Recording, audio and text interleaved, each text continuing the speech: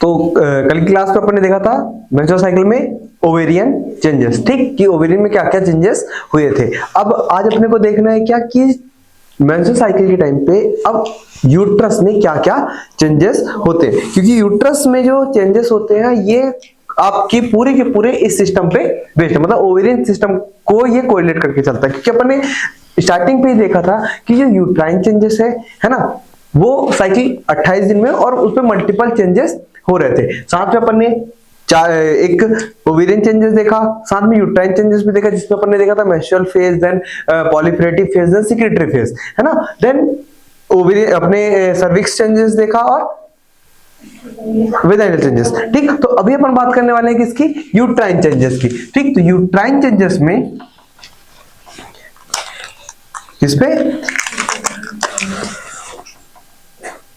Uterine changes में basically जो changes होते हैं वो कितने होते हैं, 3 चेंजेस, ठीक। कौन कौन से, पहला चेंजेस क्या है, मेंस्ट्रुअल, कौन सा फेज क्या है, मेंस्ट्रुअल फेज, ठीक। पहला फेज कौन सा है, मेंस्ट्रुअल फेज। दूसरा फेज कौन सा है, प्रोलिफेरेटिव फेज। और तीसरा फेज कौन सा है, सेक्रेटरी फेज, है ना, नो डाउट। अब यहाँ पे जो 3 फेजेस हो रही हैं, एक मेंस्ट्रुअल फेज, पॉलीफेरेटिव फेज और सेक्रेटरी फेज, बनी बात है ये फेजेस को इनिशिएट कोई ना कोई तो कर रहा होगा, ठीक। बिना किसी के इनिशिएट के वो चीज होगी नहीं।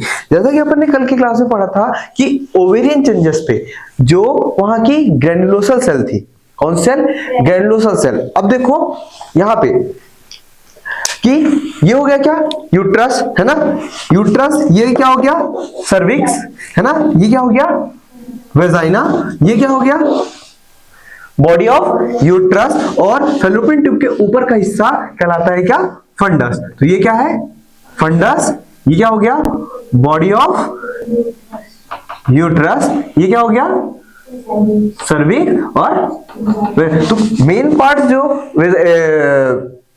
यूट्रस के वो कुछ इस प्रकार से हैं, ठीक, ठीक है। तो यहां पे अपन ने देखा main fundus, body of uterus, cervix and vagina, ठीक। अब आप देखो कि अपने को इसमें बेसिकली कितनी फेज पढ़नी है, menstrual phase, proliferative phase, secretory phase. बात आती है कि मेंस्ट्रुअल फेज अभी साइड में रखो, ठीक। मेंस्ट्रुअल फेज क्योंकि आगे चल ये 2 फेज क्लियर होंगे, मेंस्ट्रुअल फेज ऑटोमेटिकली क्लियर हो जाएगी। जैसा कि अपन ने देखा था कि अब यहाँ पे जो पहली फेज है, ठीक, कौन सी फेज, पॉलीफेरेटिव फेज, ठीक। मेंस्ट्रुअल फेज यहां पे देखो 1 से कितने दिन की थी, 5 डेज, है ना। ये वेरियस करती है, एक जो नॉर्मली फिजियोलॉजिकली है ये हो सकती है 1 से 8 दिन की, कितने दिन की, 1 से 8 दिन की फिजियोलॉजिकली, ठीक। अगर उससे ज्यादा अगर ये एक्सटेंड हो रही है तो मतलब वो कहीं ना कहीं पैथोलॉजी डेवलप हो रही है, जिसकी वजह से ये चीज डेवलप हुई है, ठीक। तो यहाँ पे जो 1 से 5 दिन की साइकिल है ना, या 1 से 8 दिन की जो मेंस्ट्रुअल फेज हो रहा है जिसमें ब्लीडिंग हो रही है, वो अपन आगे देखेंगे। देन जो दूसरी फेज है कौन सी, प्रोलिफेरेटिव फेज, जिसमें सेल्स का क्या हो रहा है, पॉलीफेरेशन हो रहा है। अब यहाँ पे देखो जैसा कि अपन ने देखा था कल के स्ट्रक्चर पे कि यहाँ पे आपके हार्मोन्स वर्क कर रहे थे। कौन सा हार्मोन वर्क कर रहा था, आपका एफएसएच, ठीक। एफएसएच ऐसा समझो, ये क्या हुआ, पिट्यूटरी ग्लैंड, ठीक। और पिट्यूटरी ग्लैंड ने क्या रिलीज किया, एफएसएच। ये एफएसएच किसके लिए रिस्पॉन्सिबल था, आपके फॉलिकल्स को डेवलप करने के लिए। तो याद रख, अभी जो यहाँ की जो ग्रैन्युलेशन सेल्स है, कौन सी सेल्स है, ग्रैन्युलेशन सेल। जो ग्रैन्युलेशन सेल है वो क्या रिलीज करती है, हार्मोन रिलीज करती है, इस्ट्रोजन। कौन सा हार्मोन रिलीज कर रही है वो, इस्ट्रोजन। तो इस ड्यूरेशन में जो 6 to 14 डेज का पीरियड था जिसमें था क्या, पॉलीफेरेटिव फेज, है ना। तो यहां पास आपकी जो ग्रैन्युलोसल सेल है, अब क्या हो रहा है, जो ये ग्रैन्युलोसल सेल है ये रिलीज कर रही है क्या, इस्ट्रोजन,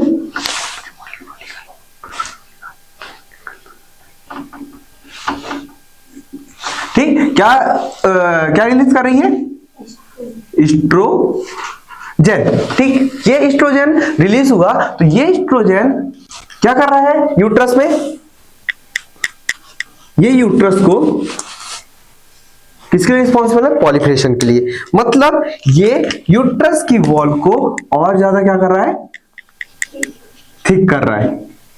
क्यों थिक कर रहा है, क्योंकि बनी बात है अभी अपन ने देखा था, है ना, कि अगर यहां पे हो क्या रहा है, ओवुलेशन होने वाला है। क्या होने वाला है, ओवुलेशन होने वाला है। तो बनी बात है, यूट्रस को अपने आप को पहले से क्या करना पड़ेगा, प्रिपेयर करके रखना पड़ेगा कि अगर फर्टिलाइज हुआ तो वो क्या होगी, बेबी को प्रॉपर तरीके से केयर करने के लिए। ठीक, तो यहां पे जो ओवम जो क्या है, यूट्रस है, वो यूट्रस की जो वॉल है ना, यहाँ पे जो सेल्स है वो क्या होंगी, एंडोमेट्रियम में पॉलिफिकेशन होगा, वो और ज्यादा क्या हो जाएगी, थिक हो जाएगी।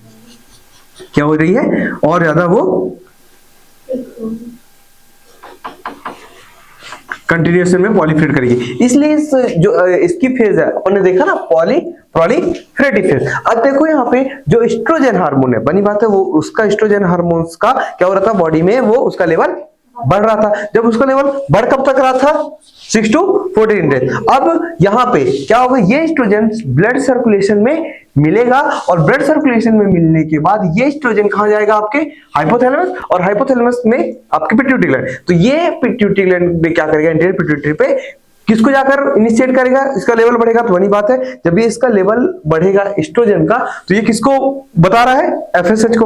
तो अब एफएसएच फॉलिकल्स, क्योंकि एक साइकिल में, याद रखना, एक साइकिल जब स्टार्ट होती है तो अराउंड 1 to 20 फॉलिकल्स डेवलप होते हैं। एक फॉलिकल से अकेला डेवलप नहीं होता है, करीब 1 से 20 फॉलिकल्स कंटिन्यूएशन में क्या होते हैं। तो तुम सोच सकते हो कि अगर सबके पास ग्रेनुलोसर सेल है, तो बॉडी में एस्ट्रोजन का लेवल कितना ज्यादा बढ़ जाएगा, एस्ट्रोजन का लेवल काफी ज्यादा बढ़ रहा है। तो यहाँ पे क्या होगा कि जो एफएसएच है ना, ये क्या होगा, अब वो धीरे धीरे डिक्रीज होना स्टार्ट होगा, डिक्रीज होगा, और इन्फ्लुएंस अभी एलएच नहीं होगा, क्योंकि ये दोनों हार्मोन एक दूसरे के पैरेलल होते हैं। पर इनकंडीशनली ये दोनों सडनली क्या होते हैं, इंक्रीज होते हैं। पर एलएच एफएसएच से ज्यादा और कौन बढ़ जाता है, एलएच जब इंक्रीज हुआ तो आपका ल्यूटिनाइजिंग हार्मोन ने क्या किया, उसको रप्चर किया, और अपन ने कल की क्लास में देखा था कि ओवम जो था बाहर निकल गया। ठीक, तो यहां पे ये कंटिन्यूएशन में इसने क्या किया, पॉलीफ्रेट करके यहाँ की, मतलब अब तुम देख सकते हो कि यहाँ की जो स्ट्रक्चर है उसने क्या कर लिया, अपने आप को वेल प्रिपेयर कर लिया। ठीक, तो यहाँ पे अपन देख सकते हैं कि यहाँ पे जो मेन जो रिस्पॉन्सिबल है पॉलीफ्रेटिव में, कौन सा हार्मोन रिस्पॉन्सिबल है, एस्ट्रोजन। यूट्राइन चेंजेस में कौन सा हार्मोन रिस्पॉन्सिबल है, एस्ट्रोजन, क्योंकि एस्ट्रोजन रिलीज कौन कर रहा है, ग्रैनुलोसर सेल। और ग्रैनुलोसर सेल कब की चीज है, ओवेरियन फेज में सेकेंडरी फॉलिकल है ना, secondary follicle, then secondary follicle के बाद ग्राफियन फॉलिकल है। तो ये क्या कर रही है, more and more estrogen release कर रही है, बहुत ज्यादा एस्ट्रोजन को क्या कर रही है, रिलीज कर रही है। क्यों रिलीज कर रही है, ताकि वहां की जो एंडोमेट्रियम है वो एक स्पंज लाइक स्ट्रक्चर को बना के रखे, ताकि अगर, क्योंकि इसको नहीं पता, यूट्रस को नहीं पता कि कंसीव होना है कि नहीं, पर उसको अपनी तैयारी प्रॉपर करनी है ना, उसको अपनी तैयारी प्रॉपर करनी है। बनी बात है, शादी हो रही है, ठीक, पर तुमको सच के जाना, शादी हो या नहीं हो बात अलग है, खाना मिले या नहीं मिले वो बात अलग है, लेकिन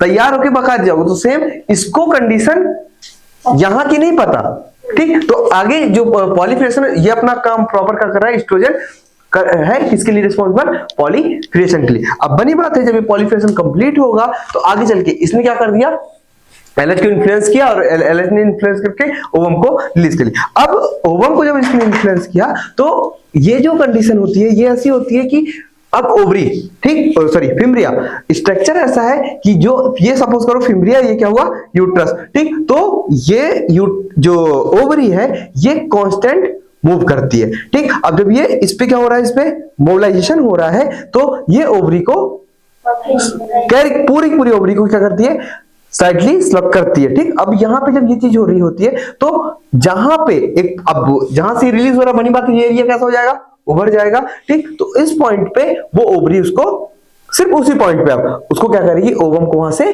कैच कर लेगी। तो ओवरी को जब ओवम ने जब इसको कैच कर लिया, फिम्ब्रिया ने जब ओवम को कैच कर लिया, तो ओवम कहां आ गया, फिम्ब्रिया में, फैलोपियन ट्यूब में, ठीक। तो अब यहाँ पे देख सकते हो, अब यहाँ की पॉलीफ्रेटिव फेज हो गई, ठीक। अब आ गई है किसकी फेज है, नेक्स्ट फेज सेक्रेटरी फेज। ठीक, तो सेक्रेटरी फेज में क्या होगा कि जो यहाँ की एंडोमेट्रियम थी, अच्छे से पता है कि अपने को कि ये कौन सी हो गई, एंडोमेट्रियम। ठीक, बीच क्लियर, ये कौन सी होगी, जो कि मायोसाइट की बनी हुई है, स्मूथ मसल।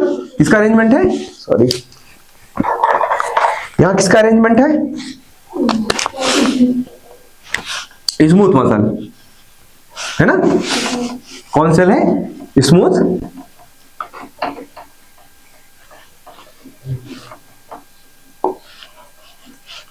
मतलब। और जो आउटर लेयर है जिसको अपन बोलते हैं क्या, पेरीमेट्रियम। ठीक, वो पेरीमेट्रियम अपने कनेक्टिव टिश्यू का पार्ट है जो कि फाइबर्स का बना हुआ है। चलो ठीक, अब देखो कि यहां पे जो इस पे क्या हुआ था, पॉलीक्रिएशन हुआ। ठीक, जो पॉलीक्रिएशन हुआ तो जो आगे की फेज है कौन सी, सेक्रेटरी फेज। तो यहाँ की जो अब इसमें क्या होगा कि जो आर्टरीज है ना, जो स्पाइरल आर्टरीज है वो क्या होंगी, काफी ज्यादा संख्या में क्या होंगी, डेवलप हो रही है।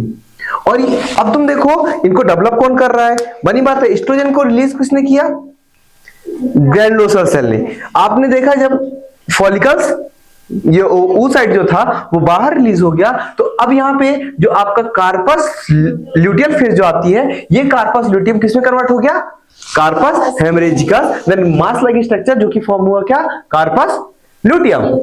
ठीक, अभी कार्पस ल्यूटियम को भी सेम कहानी, यहाँ पे कुछ नहीं मालूम कि यूट्रस के अंदर हो क्या रहा है उसको। ये तो आपने देखा कि जो आगे की जो फेज थी, कौन सी फेज, 15 to 28 डेज।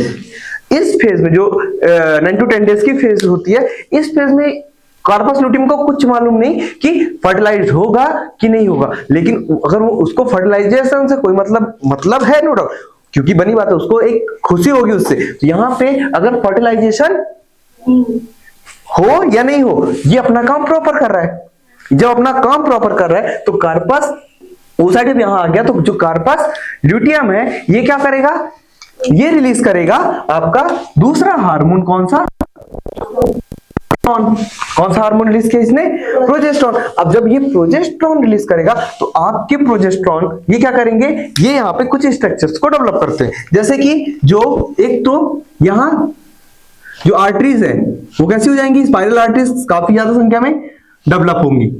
ठीक,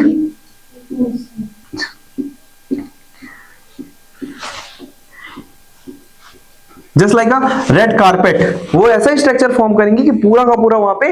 और साथ में बनी बात उनको क्या चाहिए, न्यूट्रिएंट्स, वहां के सराउंडिंग सेल को और क्या चाहिए, न्यूट्रिएंट्स। ठीक, तो और क्या मिलेगा अपने को, यहां पे ग्लैंडुलर स्ट्रक्चर, क्या मिलेगा, ग्लैंडुलर स्ट्रक्चर। ठीक,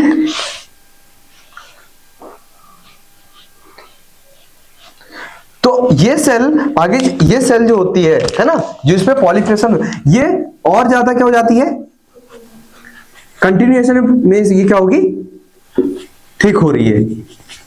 किसके प्रेजेंस में, प्रोजेस्टेरॉन के प्रेजेंस में। किसके प्रेजेंस में, प्रोजेस्टेरॉन की प्रेजेंस में। ठीक, तो यहां की जो लेयर होती है ना, ये लेयर बेसिकली 3 स्ट्रक्चर में मिलेगी अपने को।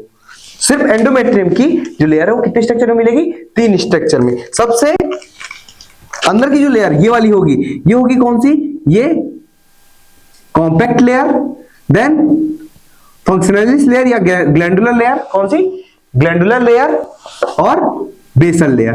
टोटल कितनी लेयर हो गई, 3, एक compact, glandular and basal layer. ठीक है, कौन कौन सी, कॉम्पैक्ट, ग्लैंडुलर और बेसल लेयर। ठीक है, तो यहां पे तुम देख सकते हो कि जो स्ट्रक्चर डेवलप हुआ, क्या हुआ जब यहां पे किसका हुआ, प्रोजेस्टेरॉन है ना, किसने रिलीज किया, कार्पस ल्यूटियम में। कब रिलीज कर रहा है, जब ये फेज पॉलीप्लेटिक फेज खत्म हो रही है, तो ये जो 15 to 28 डेज है किसकी, अपने इस एफएसएच की नहीं, यूट्राइन चेंजेस की, जिसको हमने बोला क्या, सिक्रेटरी फेज। तो इसमें क्या क्योंकि यहाँ पे सिक्रेटरी फेज क्यों, क्योंकि ये स्ट्रक्चर क्या कर रहे हैं, सिक्रीशंस कर रहे हैं और यूट्रस को जस्ट लाइक अ रेड कारपेट पूरा का पूरा डेवलप कर रहे हैं। ठीक, अब देखो ये कंडीशन डेवलप हो गई। ठीक, यूट्रस जो था वो वेल मेंटेन हो गया। किसके लिए? लेकिन अब देखो समझो यहां पे थोड़ा सा कि ये क्या है? ओवम। ठीक, अब ओवम पे ये क्या हो गया? स्पर्म। ठीक, ये क्या हो गया? स्पर्म। ठीक, तो इस केस में ये ओवम हुआ और ओवम के साथ स्पर्म अगर फर्टिलाइज्ड हुआ तो बनी बात है वहां पे जो कार्पस ल्यूटियम था वो उसका साइज और ज्यादा इंक्रीज हो जाएगा और वो ज्यादा से ज्यादा क्या करेगा? एस्ट्रोजन और प्रोजेस्टेरोन का सिक्रीशन करेगा, रिलीज करेगा, ताकि जो फर्टिलाइज्ड एग है, जो फर्टिलाइज्ड ओवम है, वो आकर अपने आप को डेवलप करे। वो अपन आगे फर्टिलाइजेशन जब पढ़ेंगे तो और अच्छे से क्लियर हो जाएगा, क्योंकि उसकी फिर मल्टीपल स्टेज है और वो इंटर करती है ना।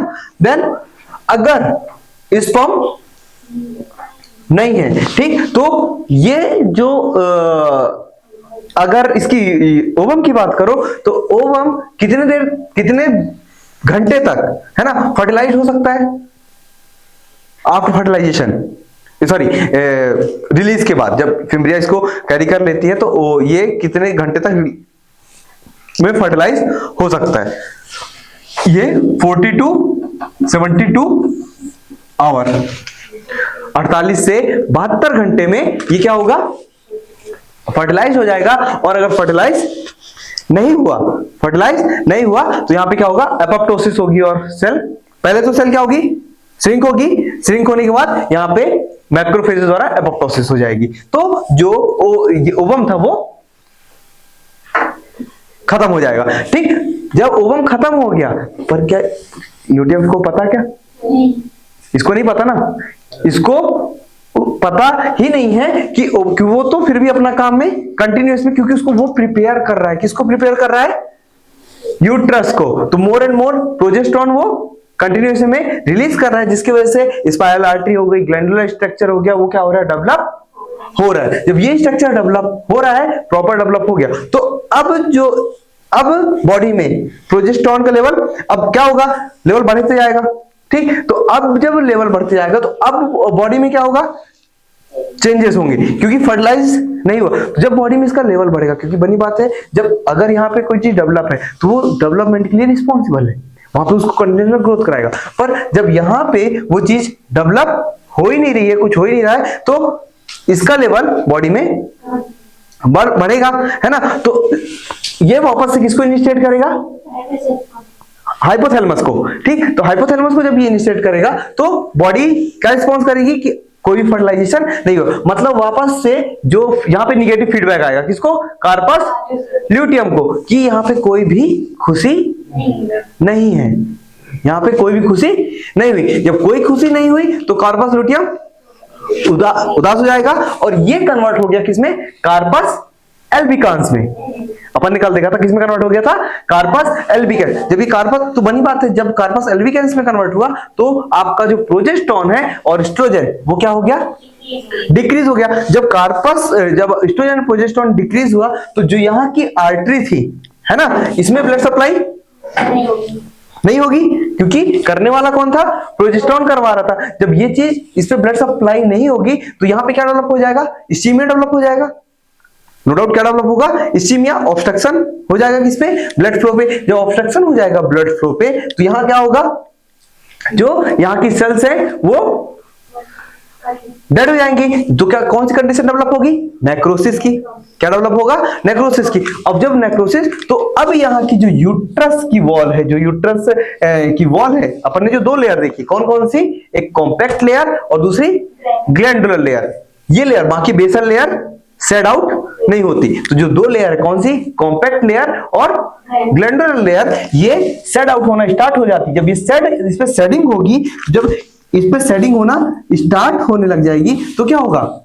बनी बात है यहाँ की आर्टरीज वहां सब ब्लड सप्लाई कर रही थी तो वो भी सेड होंगी, जिसकी वजह से ब्लड लॉस होना स्टार्ट हो जाएगा और वो वेजाइना के थ्रू ब्लड, जिसको अपन क्या बोलते हैं? Menstruation phase. कौन सी फेज? मेंस्ट्रुएशन फेज, जो कि तुम देख सकते हो स्टार्टिंग पे अपन ने देखी थी मेंस्ट्रुएशन फेज। तो ये फेज यहां से अपन जो डेज है वो काउंट करना स्टार्ट करते हैं, पर एक्चुअल में ये पूरी कहानी proliferative phase and secretory phase, then वो चीज होने के बाद फिर मेंस्ट्रुअल फेज। काउंटिंग क्योंकि बनी बात है, ये बॉडी में चेंजेस आपको पता नहीं चलेंगे, पर यहां से आप चीज को काउंट करना स्टार्ट कर सकते हो कि यहाँ पे कौन कौन से चेंजेस हो रहे हैं, कौन कौन से चेंजेस नहीं हो रहे। अब देखो कि जो उस टाइम पे, अब सर्वाइकल चेंजेस की बात करें, यहाँ पे तक किसी को कोई डाउट? ठीक, अब तो यहाँ पे टोटल क्या क्या चेंजेस हुए? पहले पॉलिफेटिव फेज, पॉलिफेटिव फेज में एस्ट्रोजन ने सिक्रीशन किया, कहां से? ग्रैनुलोसल सेल से। ठीक, देन सेक्रेटरी फेज में रिलीज कहां से हुई चीज? कार्पस ल्यूटियम से। उसने क्या रिलीज किया? प्रोजेस्टेरॉन रिलीज किया उसने। बाकी स्पाइरल आर्टरी हो गई है, आपकी ग्लैंडुलर स्ट्रक्चर हो गया, इन सब के लिए तो यहाँ पे एक रेड कार्पेट डेवलप करता है ताकि बेबी को वो अच्छे से कैरी कर सके। देन फर्टिलाइजेशन हुआ तो ठीक, नहीं हुआ तो वो सेड आउट हुआ और फेज आ जाती है वापस से मेंस्ट्रुअल फेज। देन अब बात करो चेंजेस की। ठीक, तो जो सर्वाइकल चेंजेस है, सर्विक्स में जो चेंजेस है, होता क्या है ड्यूरिंग, अब जो प्रोलिफरेटिव फेज थी, पॉलिफेटिव फेज मतलब कौन सा हार्मोन ज्यादा है अभी? एस्ट्रोजन। कौन सा हार्मोन ज्यादा है? एस्ट्रोजन। तो उस टाइम पे जो जनरली यहाँ की जो म्यूकस रहती है, जनरली जो यहाँ की जो म्यूकस है वो कैसा होता है? थिक ही होता है। कैसा होता है? थिक होता है, काफी गाढ़ा होता है। पर प्रेजेंस ऑफ एस्ट्रोजन, किसके प्रेजेंस में? एस्ट्रोजन के प्रेजेंस में यहाँ का जो म्यूकस है वो काफी ज्यादा कैसा होता है? थिन नेचर का होता है। कैसा होता है? थिन नेचर का। थिक कब होता है? जो अब चेंजेस इन सर्विक्स की बात करें तो जनरली जो सर्विक्स है वो कैसी होती है? थिक होती है। जो यहाँ की म्यूकस होती है वो कैसा होता है? थिक होता है, जिसकी वजह से स्पर्म नॉर्मली इंटर नहीं कर सकते, जो स्पर्म नॉर्मली इंटर नहीं कर सकता। पर एस्ट्रोजन के प्रेजेंस में कौन सा फेज? Proliferative phase. देख सकते हो यहाँ पे जो फर्टिलाइजेशन की डेज है वो कौन सी है? 48 टू 72 ओवर। मतलब यहाँ पे अगर तुम देखो तो जो यहाँ पे डेवलप हुआ वन डे से सीधे काउंट करो और आता है किस डेज पे? 14 डेज पे, है ना? क्योंकि 12 से 14 दिन क्या होता है? ओवुलेशन होता है। किसी दिन भी हो सकता है। तो अगर सपोज करो 12वें दिन अगर ओवुलेशन हो तो इस डेज पे ये जो यहाँ की प्रेजेंस ऑफ एस्ट्रोजन, ये जो यहाँ का जो नेचर है वो कैसा हो जाएगा?